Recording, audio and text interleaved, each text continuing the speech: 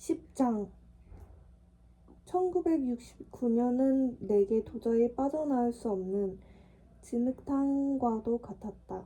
한 걸음 움직일 때마다 신발이 쑥 빠져버릴 것 같은 깊고 무겁고 끈적거리는 수렁. 그 진흙탕 속을 나는 식은땀을 흘리며 걸어갔다. 앞에도 뒤에도 아무것도 보이지 않았다. 다만 끝도 없이 시커먼 진흙탕 길이 이어질 뿐이었다. 시간조차 나의 발걸음에 맞춰 느릿느릿 흘렀다. 주위 사람들은 재빨리 앞으로 나아가는데 나와 내 시간만이 수렁에 빠져 질퍽질퍽 제자리를 맴돌듯이 걸어갔다. 내 주변 세계는 결정적인 변화를 맞이할 참이었다. 그 시대에는 존 콜트레인을 비롯해서 여러 사람이 죽었다. 사람들은 혁신을 부르짖었고 변혁이 바로 저기 길 모퉁이까지 온 듯이 보였다. 그렇지만 모두 실체 없는 무의미한 무대 배경에 지나지 않았다. 나는 거의 얼굴도 들지 않고 하루하루를 흘려보낼 따름이었다. 내 눈에 비친 것은 무한히 이어지는 수렁뿐이었다. 오른발을 내딛고 왼발을 들어올리고 다시 오른발을 들어올렸다. 자신이 어디 있는지도 명확하지 않았다. 올바른 방향으로 나아간다는 확신도 없었다.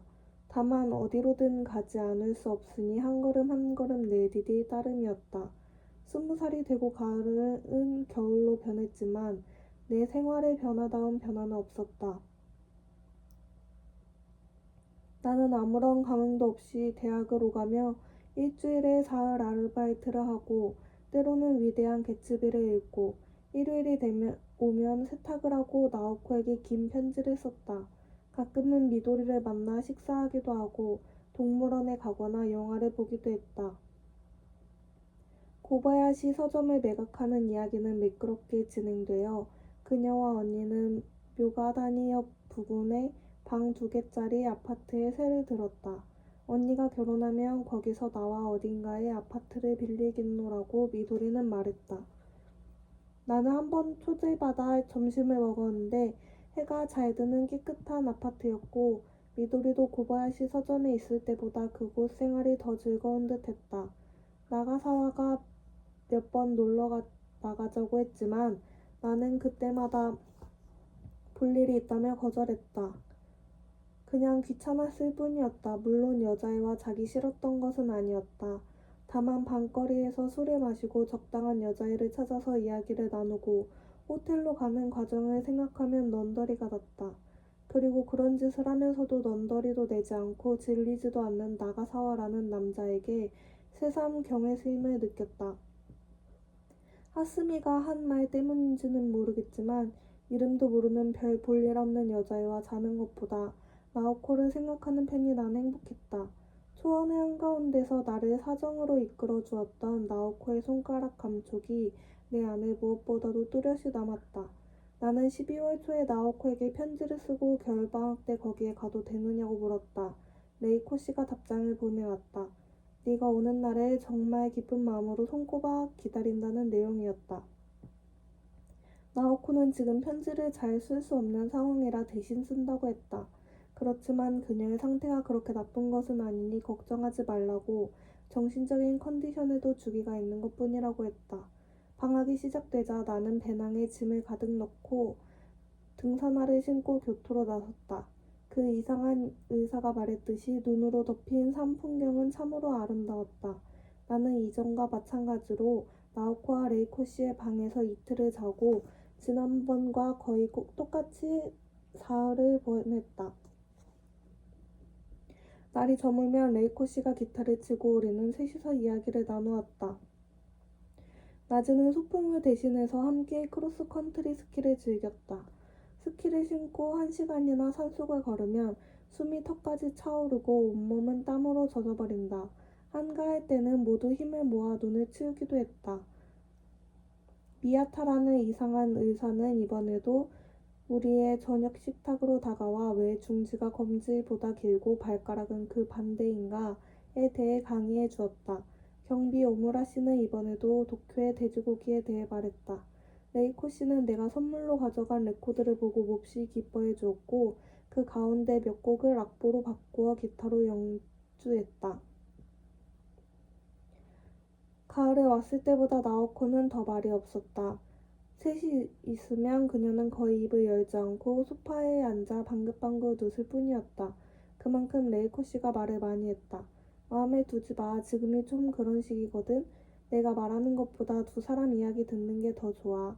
하고 나오코는 말했다. 레이코 씨가 볼 일이 있다면서 어디론가 가버리자 나오코와 나는 침대에서 끌어안았다. 나는 그녀의 목과 어깨와 가슴에 입을 맞추고 나오코는 지난번처럼 손으로 사정을 시켜주었다. 사정을 한 다음 나는 나오코를 안으면서 요 2달 동안 네 손가락의 감촉을 늘 떠올리며 살았다고 말했다. 그리고 너를 생각하며 마스터베이션을 했다고. 다른 사람하고는 안 잤어? 안 잤어. 그럼 이것도 기억해줘. 그녀는 몸을 아래로 빼내더니 내 페니스에 입을 맞추고 입안에 따스하게 머금고 혀를 굴렸다. 나오코는 쭉 뻗은 머리카락이 내 아랫배로 떨어지고 그녀의 입술이 움직이는 데 맞춰 찰랑찰랑 흔들렸다. 그리고 나는 두 번째 사정을 했다. 이것도 기억해줄 거지? 당연히 오래오래 기억할게. 나는 나오코를 끌어안고 팬티 안으로 손가락을 넣어 성기에 대보았지만 메마른 채였다. 나오코는 고개를 젓고 내 손을 밀쳐냈다. 우리는 잠시 아무 말 없이 끌어안았다. 학년이 끝나면 기숙사를 나와 방이라도 하나 찾아볼 생각이야. 기숙사 생활도 이제 지겨워지기 시작했고 아르바이트를 하면 생활비는 어찌저찌 될 거야. 그러니까 우리 둘이서 살지 않을래? 저번에도 말했듯이. 고마워. 그런 말을 해줘서 정말 기뻐.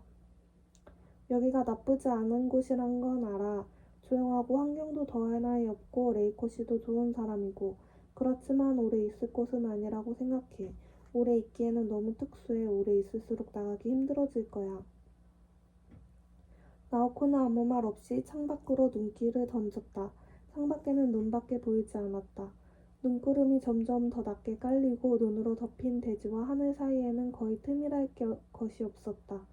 천천히 생각하면 돼. 어쨌든 나는 3월까지는 이사할 테니까. 만일 네가 나에게 오고 싶으면 언제든 오면 돼. 나오코는 고개를 끄덕였다.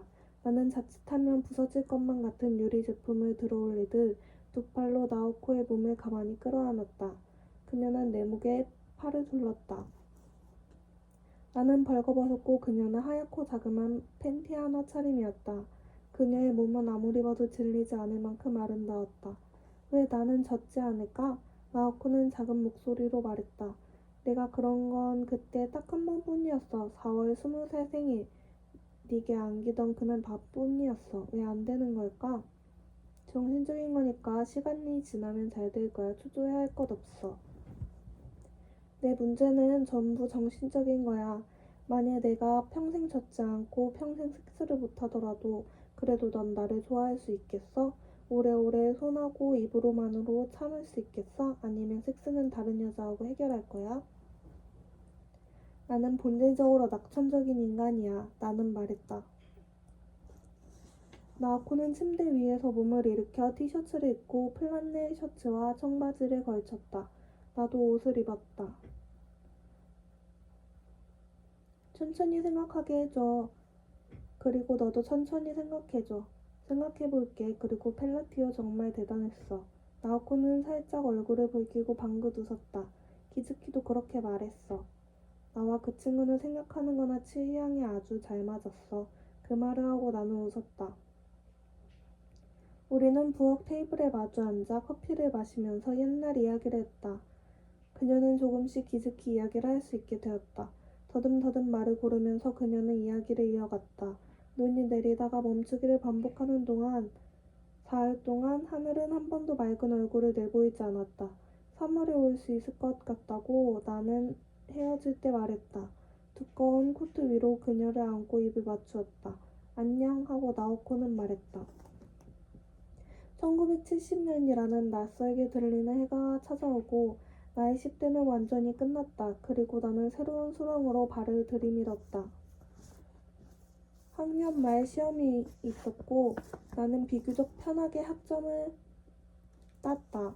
달리 할 일도 없고 해서 매일 학교로 오가다 보니 특별히 공부를 하지 않아도 간단히 통과할 수 있었다. 기숙사에서 몇 번 다툼이 있었다. 학생운동 조직에 소속되어 활동하는 녀석들이 기숙사 안에 헬멧과 스파이프를 숨겨둔 것 때문에 사감 졸개 노릇을 하는 체육계 녀석들과 다툼이 일어났고, 그래서 두 사람이 다치고 6명이 기숙사에서 쫓겨났다. 이 사건은 꽤 오래 후유증을 남겨 매일처럼 어딘가에서 작은 다툼이 일어났다. 기숙사는 무거운 공기에 휩싸였고 다들 신경이 날카로울 대로 날카로워졌다. 나도 그 분위기 속에서 체육계 녀석들에게 두들겨 맞을 위기에 처했지만 나가사와가 사이에 끼어들어 무마해 주었다. 아무튼 기숙사를 떠나야 할 때였다. 시험이 일단락되자 나는 진지하게 방을 찾아다니기 시작했다. 일주일에 걸려 겨우 기치조지 교회에 알맞은 방을 찾았다. 교통은 조금 불편했지만 고맙게도 독채였다. 길에서 지갑을 주웠다고 해도 좋을 정도였다. 넓은 부지 한 구석에 정원사가 사는 집처럼 툭 떨어져 선 독채인데 본체와 사이에 꽤 황량한 정원이 펼쳐졌다. 주인은 정문을 사용하고 나는 뒷문을 사용하니까 프라이버시를 침해받을 일도 없었다. 방 하나와 좁은 부엌과 화장실, 그리고 상식적으로 생각하기 힘들 만큼 넓은 벽장이 딸렸다. 정원에 면한 마루까지 있었다. 내년에 혹시 손자가 도쿄로 나올지도 모르는데 그럴 경우는 방을 비운다는 조건이었다. 그래서 시세보다 방세도 쌌다. 주인은 마음씨 좋아 보이는 노부부였고 별다른 간섭은 하지 않을 테니 편하게 살라고 했다.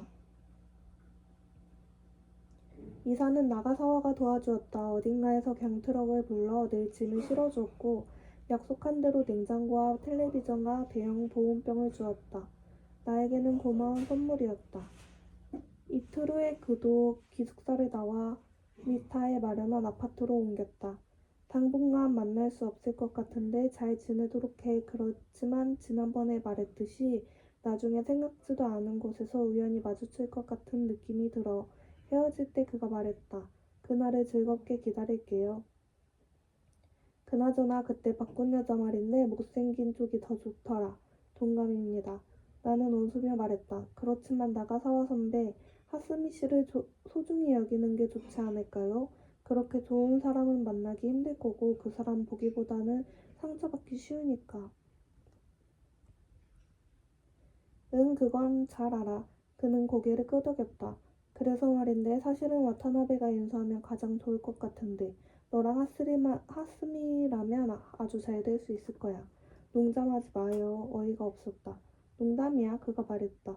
그럼 행복해라. 여러 가지 일들이 있겠지만 너도 나름대로 고집이 있으니까 잘 해나가리라 믿어. 한 가지 충고해도 될까 내가? 해주세요. 자신을 동정하지 마. 자신을 동정하는 건 저속한 인간이나 하는 짓이야. 잘 기억해둘게요. 우리는 악수를 하고 헤어졌다. 그는 새로운 세계로 나는 나의 수락으로 돌아갔다. 이사하고 사흘 후 나오코한테 편지를 썼다. 새로운 집 분위기를 쓰고 기숙사에서 일어난 다툼과 치졸한 인간들의 치졸한 짓거리에 말려들지 않게 되어 매우 기분 좋고 마음이 편하다고 썼다. 여기서 새로운 마음으로 새로운 생활을 시작할 것이라고. 창밖으로 넓은 정원이 펼쳐졌는데 거긴 근처 고양이들의 집합소야. 나는 시간이 나면 마루에 드러누워 고양이들을 쳐다봐.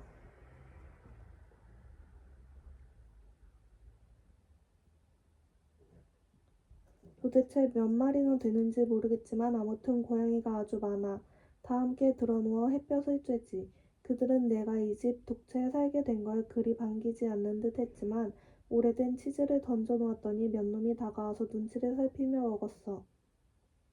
이러다 보면 놈들하고도 사이가 좋아질지 모르겠어. 그 중에 귀가 반쯤 찢어진 얼룩 수컷이 한 마리 있는데 이 몸이 지난번 내가 있던 기숙사 사감하고 굉장히 닮은 거야. 지금이라도 마당에서 국기를 걸 것만 같은 느낌이 들 정도로. 학교와는 좀 멀어졌지만 전공 과정에 들어서면 아침 강의도 적어질 테니 별 문제는 없을 거야. 전철 안에서 천천히 책을 읽을 수 있으니까 더 좋을지도 몰라. 이제부터 기치조직 부근에서 일주일에 사나이 근무할 만한 아르바이트 자리를 찾을 생각이야. 그러면 다시 매일 태업을 갚는 생활을 할 수 있을 테지. 결정을 서두르게 할 생각은 없지만 봄은 뭔가를 새롭게 시작하기에 좋은 계절이고 만약 우리가 가을부터 같이 살 수 있다면 그게 가장 좋지 않을까 하는 생각이 들어. 잘만 되면 너 역시 대학에 복학할 수 있을 거고 같이 사는데 문제가 있다면 이 부분에 널 위한 방도 찾을 수 있을 거야. 가장 중요한 일은 우리가 늘 가까이 있을 수 있다는 거야.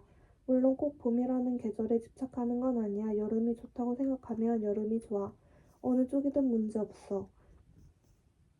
거기에 대해서 네 생각은 어떤지 답을 줄 수 있을까? 나는 이제부터 본격적으로 아르바이트를 할 생각이야. 이사 비용을 채우기 위해서 말이야. 혼자 살아보니 이리저리 돈이 많이 들어. 냄비니 식기니 모두 사야 하니까. 그렇지만 3월이 되면 시간이 날 테고 그때 꼭 널 만나러 갈게. 편한 날짜를 알려줬으면 해. 그날에 맞춰 교토로 갈 생각이니까. 그럼 널 만날 날을 꿈꾸며 답장을 기다릴게. 그로부터 2, 3일 후 나는 기치조지에서 자질구레한 것들을 조금씩 사들여 간단한 식사를 만들어 먹기 시작했다. 근처 목재상에서 나무를 사서 책상을 만들었다. 식사도 일단 책상에서 하기로 했다. 선반도 만들고 조미료도 샀다. 태어나지 난지 반년 정도 된 암컷 흰 고양이 한 마리가 나를 잘 따라 이제는 집에서 밥을 먹게 되었다. 나는 그 고양이에게 갈매기라는 이름을 지어주었다. 일단 그 정도로 체질을 갖추어 준 다음 나는 중심지로 나가 페인트 가게에 아르바이트 자리를 구해 2주 동안 조수를 일했다. 급료는 좋았지만 일은 꽤 힘들었고 신혼 냄새 때문에 머리가 핑글핑글 돌았다. 일이 끝나면 정식집에서 밥을 먹고 맥주를 마시고 집으로 돌아와 고양이와 놀고 그 다음 죽은 듯이 잤다. 2주가 지나도 나오코에게서 답장이 오지 않았다.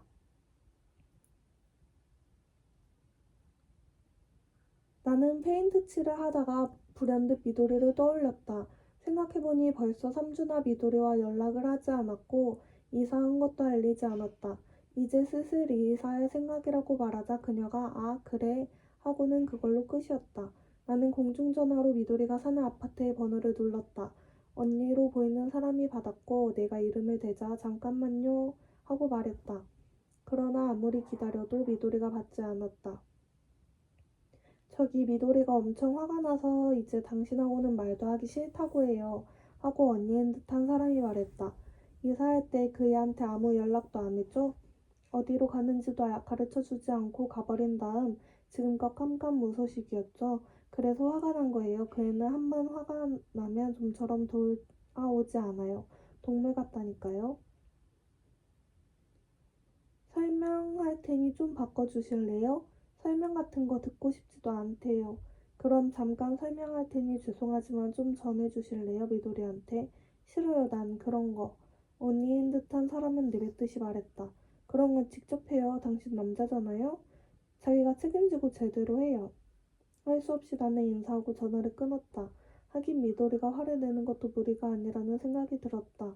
이사와 새로운 집 정비와 돈을 벌기 위한 노동에 쫓겨 미도리를 생각할 여유가 전혀 없었다. 미도리는 고사하고 나오코조차 거의 생각하지 않고 지냈다. 나에게는 옛날부터 그런 면이 있었다. 뭔가에 집중하면 다른 데는 도통 눈길이 가지 않는 것이다. 만약에 반대로 미도리가 행선지를 알리지 않고 어디론가 이사를 가버린 채 3주나 연락하지 않았더라면 난 어떤 느낌을 받았을까 생각해 보았다. 아마도 나는 상처받았을 것이다. 그것도 꽤 깊은 상처를. 왜냐하면 우리는 연인은 아니었지만 어느 부분에서는 그 이상으로 친밀하게 서로를 받아들였기 때문이다. 그런 생각을 하니 안타까운 마음이 들었다. 다른 사람의 마음에 그것도 소중한 상대의 마음에 모르는 새 상처를 주었다니 정말 생각하기도 싫은 일이다. 나는 일을 마치고 집으로 돌아와 새로 만든 책상에 앉아 미도리에게 편지를 썼다. 변명도 설명도 그만두고 나 자신이 부주의하고 배려심이 없었다고 인정하고 사과했다. 정말 널 보고 싶어. 이사한 집에 놀러와 줬으면 좋겠어. 답장을 부탁해 하고 썼다. 그리고 바로 우표를 붙여 우체통에 넣었다. 아무리 기다려도 답장은 오지 않았다. 기묘한 봄이 시작이었다. 나는 봄방학 동안 언제나 올까 하고 답장을 기다렸다. 여행도 가지 않고 고향에도 가지 않고 아르바이트도 못했다. 며칠쯤 만나러 왔으면 좋겠다는 연락이 나오코에게서 언제 올지 몰랐기 때문이다. 나는 낮에 기치조지로 나가 연속 상영 영화를 보기도 하고 재즈 카페에서 반나절 책을 읽기도 했다. 아무도 만나지 않고 거의 아무하고도 이야기를 나누지 않았다. 그리고 일주일에 한 번 나오코에게 편지를 썼다. 편지에서 나는 대답을 요구하지 않았다. 그녀를 초조하게 만들기 싫어서였다. 나는 페인트 가게 일에 대해, 갈매기에 대해, 정원의 복사꽃에 대해, 친절한 두부가게 아주머니와 심술궂은 채소가게 아주머니에 대해 쓰고 내가 매일 어떤 음식을 만들어 먹는지에 대해 썼다. 그래도 답장은 없었다. 책을 읽고 레코드를 듣는 게 지겨워지면 나는 조금씩 정원 손질을 했다. 집주인에게 가서 빗자루와 장갑과 쓰레받기와 전지 가위를 빌려 잡초를 뽑고 제멋대로 뻗은 가지를 잘라 정원의 나무를 깔끔하게 정돈했다. 조금 손을 댔을 뿐인데 정원은 많이 깨끗해졌다. 작업을 하는데 주인이 나를 불러 차 한잔 하지 않겠냐고 했다.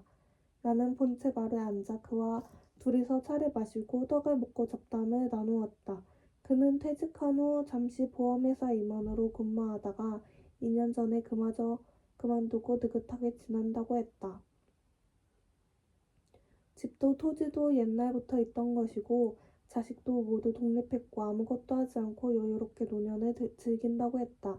그래서 부부끼리 자주 여행을 떠난다고. 좋은데요? 좋기는 여행 같은 건 하나도 재미없어. 일하는 게 더 좋아. 정원을 손보지 않고 그냥 내버려 둔 것은 이 부분에 제대로 된 정원사가 없기 때문이고 사실은 자기 손으로 조금씩 가꾸면 되긴 하지만 최근 알레르기성 비염이 심해서 풀에 손을 댈 수 없다고 했다. 그런가요? 하고 나는 고개를 끄덕였다. 차를 다 마시고 나자 그는 나에게 창고를 보여주면서 담례라고 할 것까지도 없지만 이 안에 있는 물건들을 모두 필요 없는 거니까 필요한 게 있으면 마음대로 사용하라고 했다. 창고 안에는 참으로 많은 물건들이 쌓여 있었다. 욕조를 비롯해서 어린이 풀, 야구방망이도 있었다. 나는 오래된 자전거와 그렇게 크지 않은 식탁과 의자 2개, 거울과 기타를 찾아내어 괜찮다면 사용하고 싶다고 했다. 필요한 만큼 얼마든지 가져다 쓰라고 그는 말했다. 나는 하루를 꼬박 투자해서 자전거에서 녹을 벗겨내고 기름칠을 하고 타이어에 공기를 넣고 기어를 조정하고 자전거 가게에 가서 클러치 와이어를 사다 갈아 끼웠다.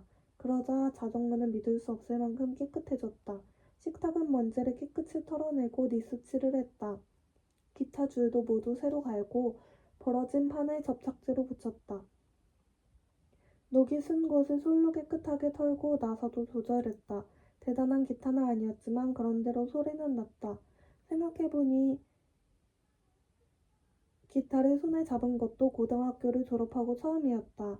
나는 마루에 걸터 앉아 옛날에 연습한 드리프터스의 Up on the Roof를 떠올리며 천천히 쳐보았다. 신기하게도 아직 코드를 제대로 기억했다. 그 다음 나는 남은 목재로 우편함을 만들고 빨간 페인트를 칠한 다음 이름을 적어 문 앞에 세워두었다. 그러나 4월 3일까지 거기 들어온 우편물이라고 해봐야 고등학교 반창의 통지문뿐이었고 나는 무슨 일이 있어도 그런 모임에만은 나가기 싫었다. 왜냐하면 기즈키와 나는 같은 반이었다. 나는 통지문을 바로 쓰레기통에 던져 넣었다. 4월 4일 오후에 편지 한 통이 우편함에 들어왔는데 레이코 씨가 보낸 것이었다. 봉투 겉면에 이시다 레이코라는 이름이 적혀 있었다. 나는 가위로 깨끗하게 봉투를 자르고 마루에 앉아 편지를 읽었다. 처음부터 좋은 내용은 아닐 거라고 짐작은 했지만 읽어보니 과연 예상했던 대로였다. 처음에 레이코 씨는 답장이 많이 늦어 미안하다고 했다. 나오코는 답장을 쓰려고 애를 많이 썼지만 아무래도 쓸 수가 없었다. 답장이 너무 늦어지면 안 되니까 대신 써주겠다고 몇 번 말했지만 나오코는 아주 개인적인 일이니 반드시 자신이 적어야 한다고 했다. 그래서 이렇게 늦어지고 말았다. 이래저래 마음고생을 시켜 미안하다고 그녀는 말했다. 당신도 요 한 달 동안 답장을 기다리느라 애가 많이 탔을 테지만 나오코에게도 한 달은 정말 고통스러운 시간이었어요. 이해해줬으면 해요. 솔직히 말해 지금 그녀의 상황은 그리 바람직하지 않아요. 그녀는 어떻게든 스스로 일어서려 하지만 아직까지 좋은 결과는 나오지 않아요. 생각해보니 최초의 징후는 편지를 잘 쓰지 못한다는 것이었어요. 11월 말인지 12월 초인지일 거예요. 그 이후로 환청이 조금씩 들려오기 시작했죠. 그녀가 편지를 쓰려고 하면 수많은 사람이 말을 걸어 편지 쓰는 걸 방해했어요. 말을 고르려고 하면 방해하는 거예요. 당신이 두 번째로 왔을 때까지는 이런 증상도 비교적 약했고 나도 솔직히 말해 그렇게 심각하게 생각하지 않았어요.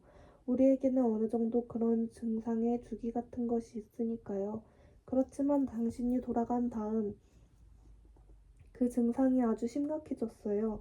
그녀는 지금 일상적인 대화조차 아주 곤란한 지경이에요. 적절한 말을 떠올리지 못해요. 그래서 나오코는 지금 심하게 혼란스러워해요. 혼란스러워하면서 두려워해요. 환청도 점점 심해져가요. 우리는 매일 전문의와 함께 면담을 해요. 나오코와 나와 의사 셋이서 이런저런 이야기를 나누면서 그녀 속에서 뒤틀린 부분을 정확하게 찾아내려는 거예요. 나는 가능하다면 당신도 불러서 면담을 진행하고 싶다고 제안했고 의사도 거기에 찬성했지만 나오코가 반대했어요.